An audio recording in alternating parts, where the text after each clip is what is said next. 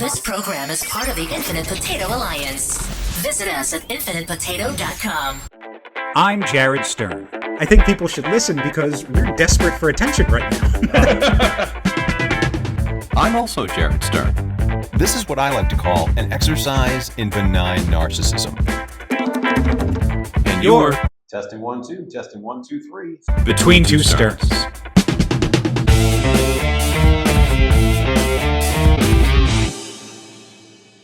Hey everybody, Jared Stern here with another Jared Stern who is at a what? You said an 8 or a 9? I was at an 8 or a 9 coming into this and recording. This show is about positivity and it's about a relief from stress. We like to give you guys, the listeners who are listening, a break from the soul crushing, and we give you some soul expansion. That's what we aim to do here. Let me just jump right into what's pissing me off. Yeah, so please. I moved to a different apartment complex. You'll remember the old apartment complex with the astronaut. Sometimes the car that had the smiley face behind us. And so I moved to a new apartment complex. Last time we recorded from the guest room / the office of the apartment that my girlfriend and I live in now. But today, I decided why not rent the conference room? It's a great idea. The conference room that I rented on the website of my apartment complex. Went into the apartment complex portal, selected the conference room, reserved the conference room during the selected hours that I was given to reserve said conference room. Did you get a confirmation? I got a confirmation. Wow, okay. I reserved it. And you know how I know how to do this? Because it was the exact same process to reserve the loading bay and the freight elevator when I moved into the apartment. Wait a second. You're telling me we could have been doing this podcast from the freight elevator? Went into the portal, picked the loading bay, picked the hours, chose yes, got an email confirming. So I went back in, chose the conference room. And as Jared and I came down to get said conference room, noticed someone was in it. Thankfully, somebody from the leasing office was down here. They were like, Jared, what are you doing down here? I was like, oh, I have the conference room reserved. Yeah. And they said the following words in this order. Oh, you can't reserve the conference room. And I was like, I beg to differ, because I did. I have the confirmation. And they said, oh no, you're not allowed to. They're first come, first serve. Why then do you have it on the website to reserve? Oh, I think we just do that to let people know that it's available. Now, there are some stupid fucking things I have heard in my life. Really stupid things. But this one's at the top of the stupid things. So what the argument is that the portal to reserve the conference room is merely to prove the existence of said conference room. Why not just say there's a conference room und it is first come, first serve? What is the point of the upkeep of having the buttons that you can click through to pick a date and times to reserve the conference room if you can't reserve and this is just the latest in a long list of frustrations and irritations I have with the point at Dunloring, by the way. This is the apartment complex. This is what is the point? This is the cherry stem that's breaking the camel's back. So she was like, but thankfully there's another room around the corner. So now we are in the equivalence of like next to the maintenance room. Like you can hear the treadmills because the gym is next to us over here. And it's just.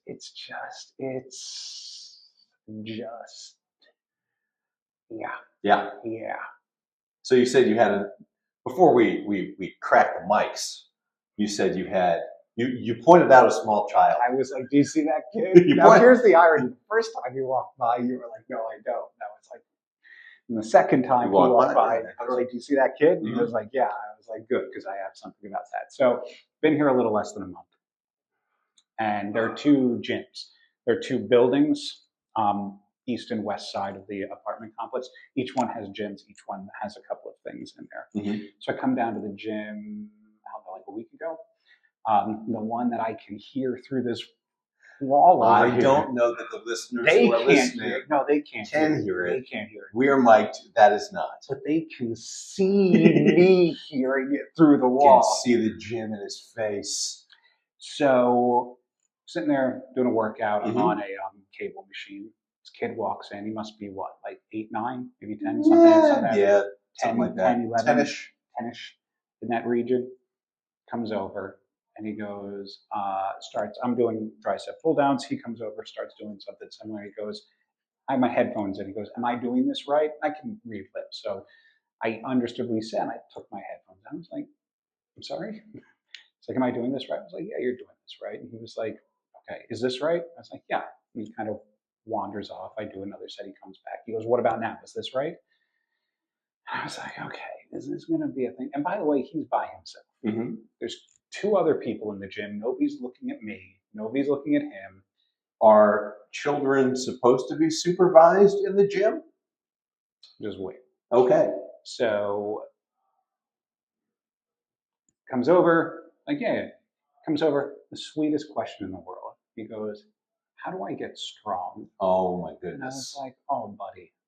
So I go, okay, well, this is a set. This is a rep. This is what you do. Like, here's a little. Oh, that's very nice. But the questions kept coming, and I realized it wasn't going to stop. So I finished my set. And left. Okay.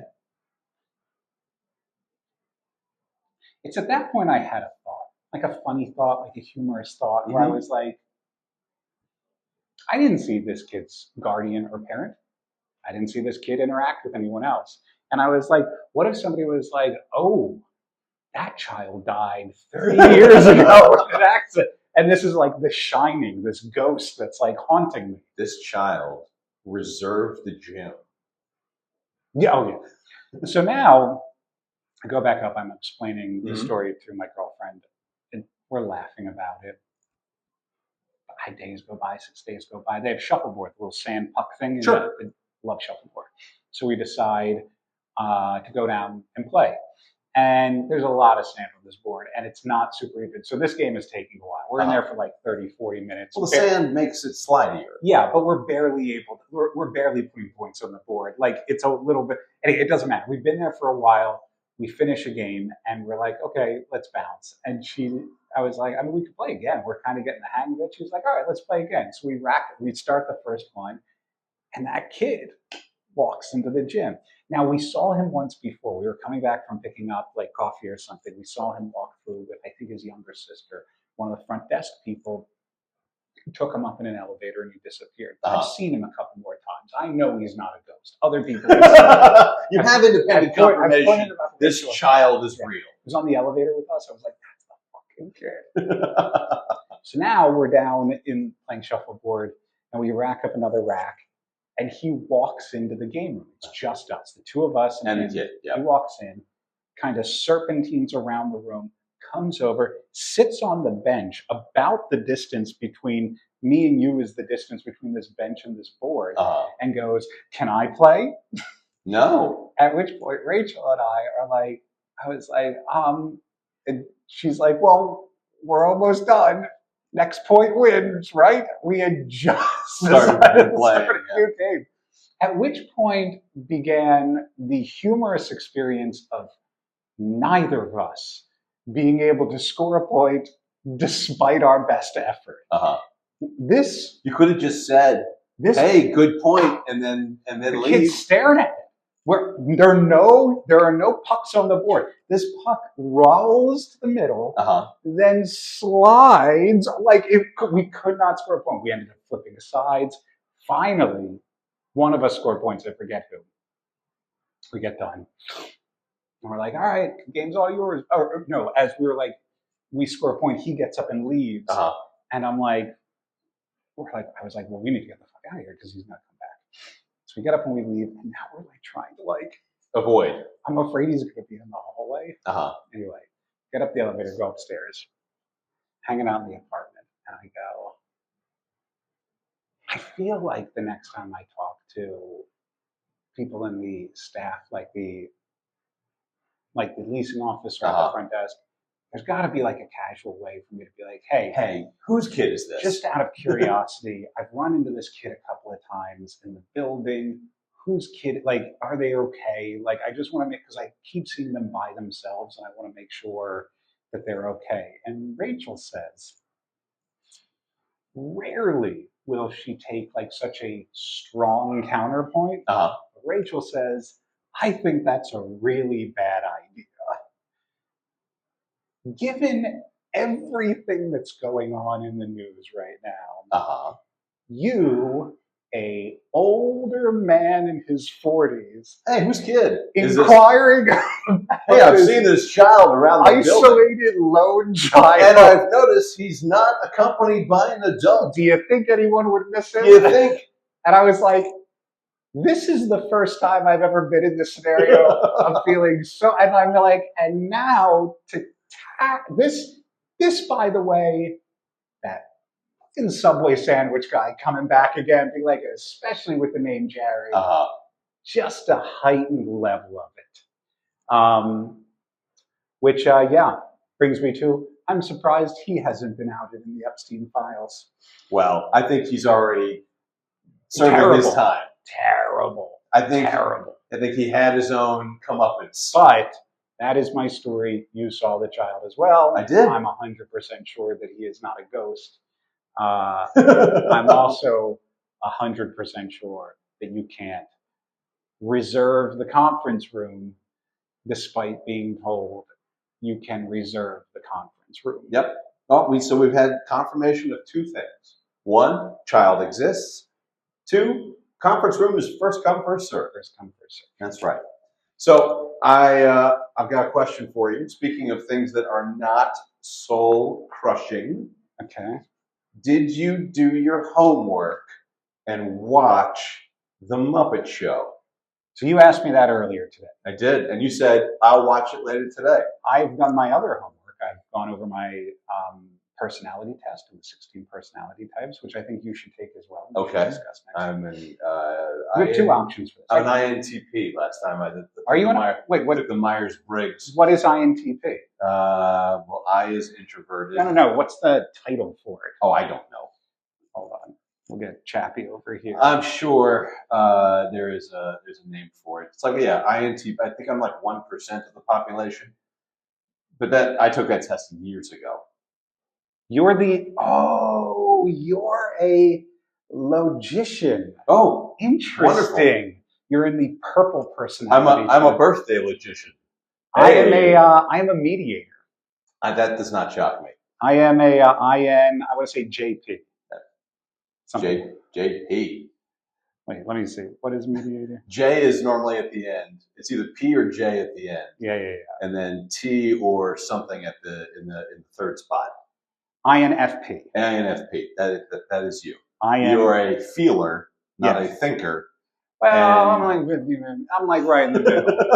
I'm all of them. So here's what we can do as far as the homework goes. I can tell you if I watched it, or we can play a fun game where we talk about it and you have to determine if I watched it. I already know that you didn't. I know that you didn't. I think that I already know that you didn't. I think that there's a version where I think you're trying to mediate this right now, and you didn't watch it. And that's, God damn it, man. The Muppets have been are part of the bedrock of this podcast. This podcast has been built upon. Yeah. The early episodes revolved around let me when the Muppet Show was released on Disney Plus, all of the old episodes. Let me try. Try what? I'm going to assume that you liked it. And I'm going to assume that you liked it because you started this by saying something that isn't soul-crushing and depressing. Yes. So already I'm getting context clues coming into it. Now, I remember watching old episodes of The Muppet with you 5 years ago. So my assumption is that one of the reasons you liked it is they probably went back to the old school version. Like, I'm assuming it was like back to what it originally was. And then I'm also going to assume that as far as a guest goes, it went classic. So I'm maybe maybe not a comedian. I know Steve Martin was on it. Maybe a singer. Maybe like a Miley Cyrus type. Yeah. Something like that. You had to have seen the promos for it. I haven't seen the promos for it at all. Okay. Like, I have not seen the promos for it. They really should have gotten Taylor Swift if they wanted to get people to tune in. But like, what would be like a secondary to that? Gracie Abrams, maybe? No. You're in the right ballpark. Ooh, Sabrina Carpenter. That's exactly what. Really? Yeah. And then you'd want to do like little sketches throughout it with like some fun cameos, like Maya Rudolph and You Seth saw Rogen. it. Of course, I watched it. Okay. Well, what the You hell, asked me to watch it, but I didn't watch any of the promos. That's true. Okay. Why can't you just say you watched it? Why do you got to do this to me? Because it's a podcast. And Why do you got to do this to me? I watched it with a smile on my face because I knew that you were going to love every moment of what was happening, except for one component, which I think retroactively retcons one of your biggest critiques. Okay. Which I'm curious to challenge you about. I'm curious to hear what you think it is. So first of all, brilliant. Old school format. Everything felt classic. They realized that the best incarnation of the Muppets was the first incarnation of the Muppets, and they just completely reproduced the old show. It's completely the old show. It was like doing The Force Awakens, but knowing what you needed to do from the original in order to make it good. Yeah, I want to hear what you think I either did or did not like about it. So it's go ahead. It's not something that you did or did not like. I remember when they rebooted it in like kind of an office format. See, that was stupid. That was bad. And you didn't like that format, which I understand. I understand that reason why. But one of the things that you said that you didn't want, one of your punchlines, one of your go-tos was, I don't need to know about Kermit and Miss Piggy's sex life. That is absolutely correct. But something I will challenge you on is, from the classic takes to the modern, there's always been like a kind of minor horny tension between the puppets and people. Yes. Oh, always. You're okay with people on people, and you're okay with people on Muppets. You're just not okay with Muppets on Muppets. No. Well, first of all, yes, there is always some kind of underlying romantic tension. Sure. Not sexual tension. There's a difference. Disagree with that. I think there's what I will challenge you on is what was acceptable to get away with back then versus obviously. now. How many of the classic Muppet plot lines revolved around one of the female stars wanting to give Kermit a kiss? Yep, maybe. And Piggy getting upset about that? Yep. Or Piggy wanting to give one of the male guests a kiss? Yeah, sure. So I think that if you were to define intimacy versus sexualization, maybe, but there's always been that like heightened level of like flirtation and implication within and that's fine. I don't mind there being like undercurrents, but the one from The Office was just fucking blatant. I never saw it, so I can't like. So maybe it was more extreme than what like the subtle implications. It was not subtle. It was not subtle at all. Okay. In The Office version of it. Great. But here's the things that I loved. First of all the sketches and the silliness, and like in the old series, it revolved around like, you know, back in the 70s when this originally aired, from like 75 to 1980. All the musical sketches revolved around like old standards, which back in the day, that's what you kind of had to do. Now, obviously, the musical landscape has changed, and the promotional landscape has changed. So Sabrina Carpenter sang a Man-Child. Brilliant first host, especially with the parrot, like her and Piggy, like a brilliant. She doesn't take herself very seriously. She knows the assignment. She's also one of the executive producers, apparently. As is Seth Rogen. That's right. Who killed it. Who has some Muppety energy himself. Correct. But I loved the way they updated it musically. I thought Sabrina Carpenter and Kermit singing "Islands in the Stream" was pitch fucking It was great. perfect. It was great. Absolutely perfect. It was great. The one thing that I thought was interesting was the audience is now made up of Muppets and humans. I was curious because I don't know if you noticed, Josh Gad was in the audience. I didn't Josh Gad was dead center and didn't have a line in the entire episode. Well, good for him, because finally not making something about him. Good for him. I wonder, so the only thing from a production standpoint that threw me off a little bit, the only thing that I will say is I needed the third establishing shot camera. So you had a camera on the audience. Yeah. And then you had Kermit walking out on stage, and then the sketches would begin. But some of the sketches seemed so advanced. What do you mean advanced? Like the beaker.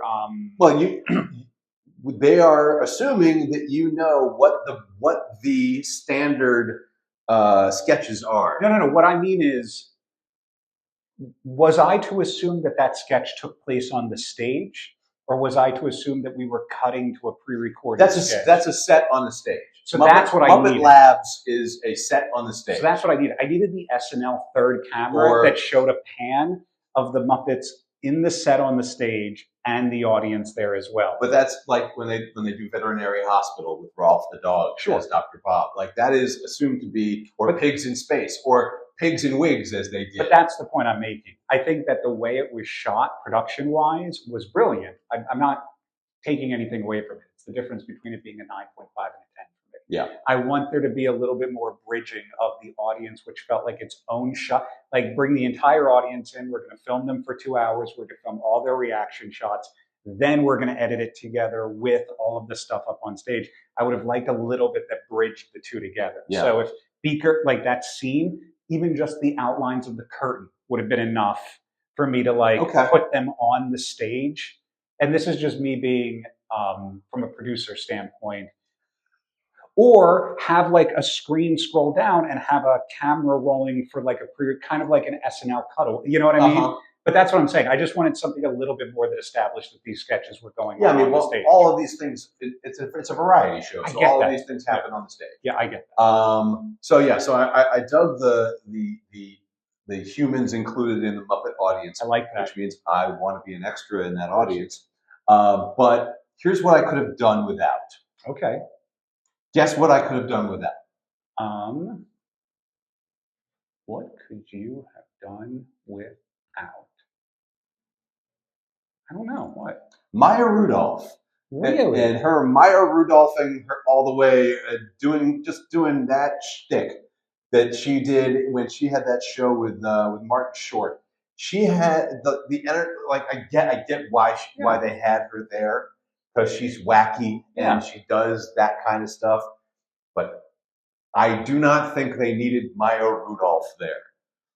And if that's something that they end up doing, because apparently this is supposed to be a backdoor pilot, and based on the reaction that it got, they're probably going to make more. They're probably going to turn it into a weekly series. Oh, so this is a one-off as it stands right now. Well, they said it was a special, but from what I'm hearing, it's supposed to be a let's throw this out there, see what the reaction was, and then we'll turn it into something more and start making it an actual weekly thing like it used to be. And if that's a weekly gag that they have a random celebrity in the audience, fine, I guess that'll do. But I don't know, Maya Rudolph, I'm not a fan of her shtick. Okay, so that's fair. The other thing, and this is just a me thing, as someone, and I just completely smacked my microphone. This is just a me thing, and people of my generation still, I can't get used to the voices yet. Like I'm coming around on Kermit. Piggy is great. Scooter is great. The Statler and Waldorf, not quite where they need to be. Mm-hmm. But again, that's a me being used to the old voices and still not being able to let go. That's all that is. It's tough. But, you know what the easiest way would be to get the voices as accurate as possible? What's that? AI. No. No. I don't think they should. I'm just saying. No, of course not. No. Good God, no.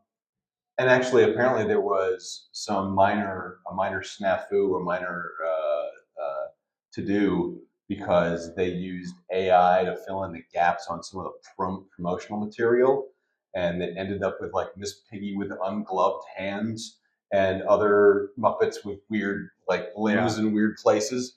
And keep digital anything away from the Muppets. They are a practical form of entertainment. Use that. Yeah, I mean, I think that knowing what I know about Seth Rogen, like he'll keep it authentic. And that's so far from what I've seen, this is the best version of the best way they've used the Muppets. Agreed. In the last 10 years. I completely agree. I thought it was wonderful. I thought it was great. It hit that sweet spot of like Animaniacs, where you watched it as a kid and you thought it was just a bunch of silly things, and you watch it again and you're like, oh my God, this is where like you can sit there and watch it. Like I could sit there and watch it with my niece or nephew. Sure, yeah. And they're not going to be thrown by the content. It's got stuff for the adults. It's got stuff for the kids, which is why, it's why Bluey is so successful. Oh, Bluey is so good. Because it's got, most of the jokes are for the adults. Bluey and the kids, is so good. And kids will watch it with, it's a kid show that parents can watch. So, yeah. Speaking of shows, I binge watched one of the. I know what they're on. Yeah, they're on the row machine. Yes, that machine.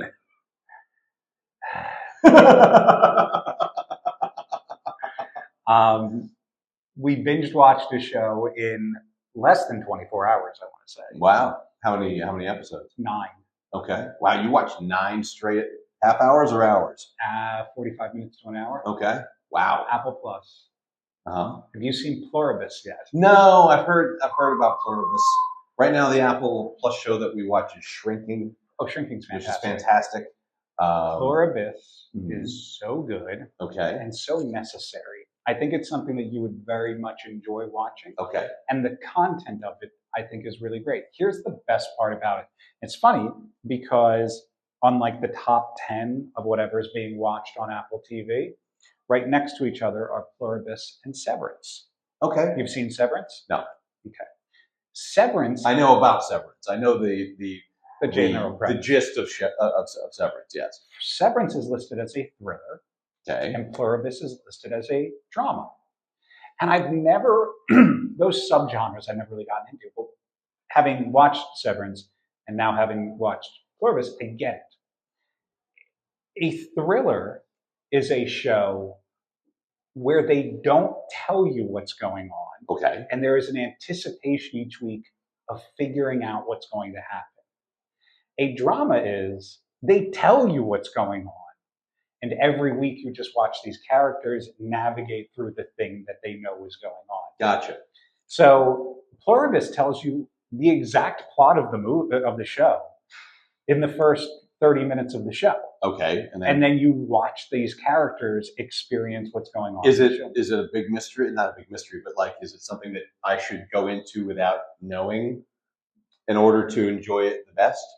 Because no one has told me what Pluribus is about. Go into it. Only that it's award-winning. Go into it clean. Go into it clean. It's good. Okay. It's good stuff. Have you been watching any of the Winter Olympics? No, but I'm a big fan of curling. Are you? I am. Have you? Have I told you about my curling experience? No. And also make sure you should watch the gold medal mixed doubles curling between United States and Sweden. It was fantastic. Oh, okay. This is why I love shuffleboard. I love that type of gameplay. So I feel like curling gets a lot of disrespect. Yeah. Because people just think it's shuffleboard on ice. Correct. Right. But it takes a level of flexibility and athleticism that people just do not take into account. I agree. There is a spot in Greenbelt, Maryland. It's the Greenbelt. I think it's called the Iceplex Ice House. Anyway, Ice World.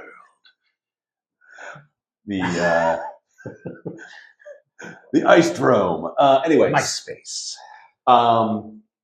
Every year that the Winter Olympics comes around, they do an open house and introduce people to curling, because that's where some of the Olympic athletes train, is at this place in Greenbelt. And so Andrea and I and our friends Seth and Allison, this was like, I don't know, 16 years ago at this point. It was several Winter Olympics ago, but we went to go check out this open house at the Greenbelt Iceplex Dome house.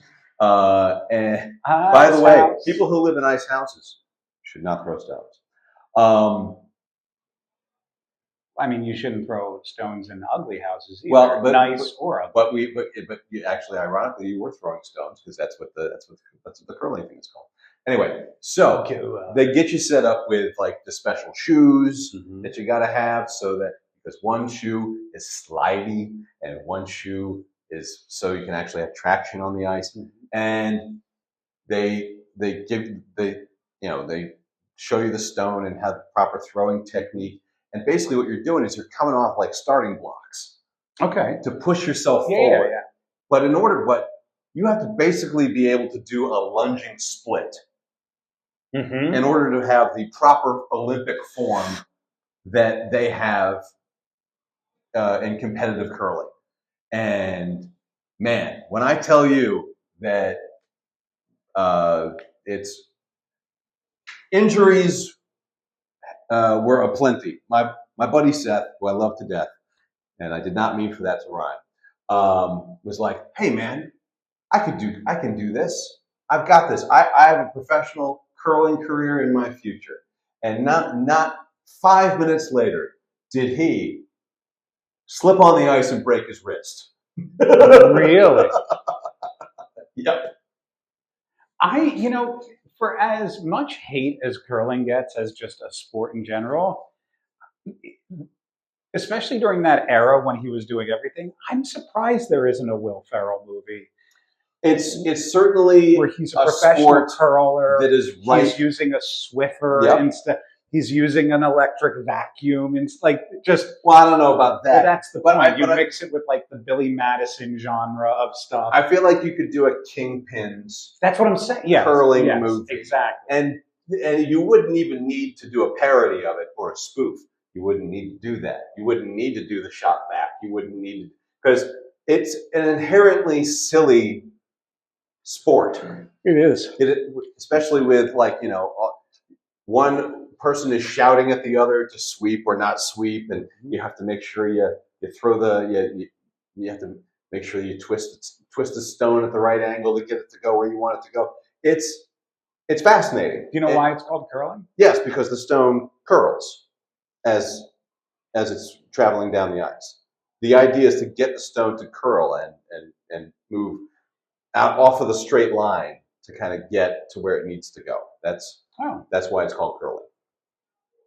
Did you think or did you have an answer for why it was called curling? I don't. Did you know why it was called curling? Then also, are you aware of the Winter Olympics scandal that is currently happening? How about we do this? How about I guess what the Olympic scandal is, and then you tell me if I've seen the Muppet Show. I mean, that's right on the money. You want that to be the out? It's a good. I'm just saying. It's just a really fun scandal. Is this the one where they're injecting the stuff into their penis? Yeah. Go on. Okay. So, ski jumping is the event where this is all taking place, and apparently, and this in previous years, what the jumpers are doing is trying to increase the surface area of the crotch. Trying to increase the surface area on their suit so that there's more lift in the crotch area to get further. Seth is who tipped me off to this. I hope that you are pulling up something written and not pictures. Oh no, it's a diagram. Hang on one second. All right, so we have the ski jumpers. We have that. You can make out that right there. Mm-hmm. The extra material. Athletes enlarge the size of genitalia when suits are fitted. The excess material can create a sail-like effect. Suits must be no more than 4 centimeters larger than the surface area of their body. For every 2 centimeters of increase in suit size circumference, there's a lift of 5%, equivalent to an extra 5.8 meters of jump length, which is essentially a car. So tell the people what they're doing, Jared. They are injecting their dicks with something called hyaluronic acid. Mm-hmm. Are you familiar with hyaluronic acid? The only way I've heard hyaluronic acid before, but only because I've heard Eva Longoria say it to me in like a makeup or a moisturizer commercial, because that's where this the stuff exists, mm-hmm. is in moisturizers and things to make your skin plump. Why you would want to inject it into anything, let alone your dick, is beyond me. But I don't know how this, does it just plumps the region up and just thereby stretching the crotchal area? You're going to explain this. Go ahead. You're familiar with this concept where once something occurs, then people will retroactively attribute a scientific reason for something? Sure. Here's what I envision happening. Have you ever seen these ski jumps? Yes. Have you ever seen how steep they are, yeah. and how fast they go down, yes. and how far they fly? I have to imagine at some point somebody told somebody, in order to do that, you got to have big balls. And they were like, maybe they just need to be a little bit bigger. I don't know who or what or how or why, but how, this is doping, right? Yeah, no. And the anti-doping committee says that they are going to be investigating this. And so I would assume that each jumper pre-event mm-hmm. is going to get inspected somehow, some way. I don't understand how they're going to enforce this, but I can only imagine you would have to have pre-Olympic dick weight. So a weigh-in versus event dick weight. There's got to be you can't go back on this. You have to have compare it. There's got to be a way to compare it, right? I mean, sure, you can measure the crotch region and say that is more than 4 centimeters, and no, sir, you're not allowed to go. This event is first come, first served. I know that there have been professional athletes who have guest starred on the Muppets. Oh, sure, yeah. I can bet that this will be one category that will never occur on that show. Probably not. It's just the most, I get, everybody's going to do anything they possibly can do to win. Hey, it's the Olympics. Comes around every 4 years. You want to be the best of the best. You want that gold medal around, hopefully, your neck. But if you're injecting what they're saying they're injecting, you can hang it from several places. I just don't know what these long-term ramifications are. I know that there have to be long-term ramifications. I hope that there would be long-term ramifications, and it's not just they get rid of the wrinkles. This is the most absurd thing to end this episode on. Yeah. Yeah. I got nothing. I'm at a complete blank right now. Okay. Well, guys, listeners who are listening, listeners who are watchers who are watching, viewers who are viewing, watch the Winter Olympics. Watch the ski jump competition. and I want you in your 4K televisions to get your faces right up in the crotch. Right up in the crotch. And I need something about the way your finger is just right up in there. Just get it right up in there.